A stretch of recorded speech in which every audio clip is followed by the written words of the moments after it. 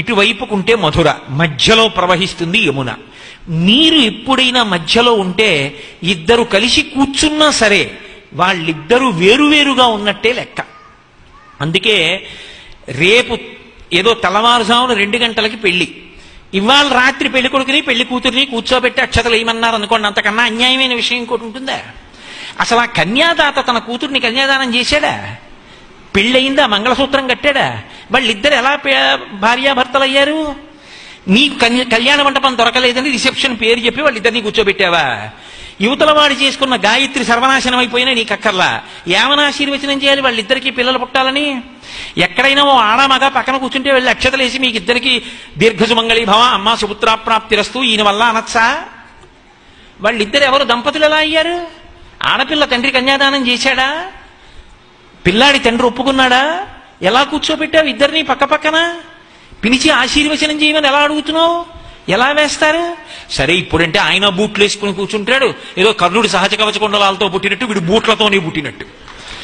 ఆ రోజున మాత్రం ప్రత్యేకం కోట్ వేసుకుంటాడు, కోట్ వేసుకుని బూట్లు వేసుకుని వాడు కూర్చుంటాడు. వాడు ఎలా వాడికి అక్షతలు వేయడం? అసలు బూట్లు వేసుకున్న వాడికి అక్షతలు ఏమిటి? ఆ బూట్లు విప్పకుండానే పెద్దలకి నమస్కారం చేస్తాడు, అదో చమత్కారం. వాడు బూట్లు విప్పితే నామోషి, అందుకని విప్పడం. ఆ బూట్లతో నమస్కారాలు ఏమిటి? బూడిద ఆశీర్వచన విహ. ఎందుకు ఆ పెళ్లికి వెళ్ళడం? కాదు, కనీసం అలా కుదరదండి. ఈ రోజుల్లో ఉన్న కళ్యాణ మంటపాలు వాటి రేట్లు కూడా దృష్టిలో పెట్టుకోండి, అలా నోరేసుకు పడిపోవడం కాదు కోటేశ్వరారు అంటారా? మధ్యలో జలకుంభం పెట్టాలి, పెళ్లి కొడుకుని పెళ్లి కూతుర్ని కూర్చోబెట్టి మధ్యలో నీళ్ల బిందె పెట్టాలి. నీళ్ల బిందె పెడితే వాళ్ళిద్దరూ వేరువేరుగానే ఉన్నట్టు లెక్క. అక్కడ అక్షతలేసి ఇక్కడ అక్షతలేసి అమ్మా నీకు మంచి కొడుకు పుట్టాలి, ఆయనకి మంచి కొడుకు పుట్టాలి, ఇద్దరూ కలిశాక అదే అవుతుంది తప్ప కనీసం ఆశీర్వచనం చేసేవాడికి దోషం రాదు. అప్పుడు కూడా బిందె పెట్టి బూట్లు వేసుకుంటే కాదు, బూట్లు ఇప్పితే.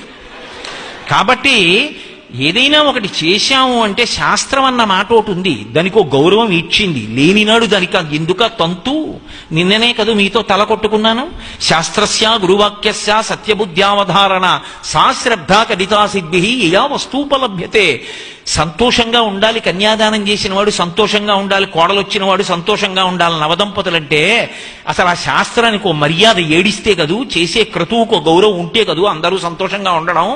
చేసేవన్నీ తంతులు చేసి సంతోషాలు రమ్మంటే ఎక్కడి నుంచి వస్తాయి? సరే, ఈశ్వరుడు క్షమించి అట్లే అనుగ్రహించుగాక, మధ్యలో నాకెందుకు.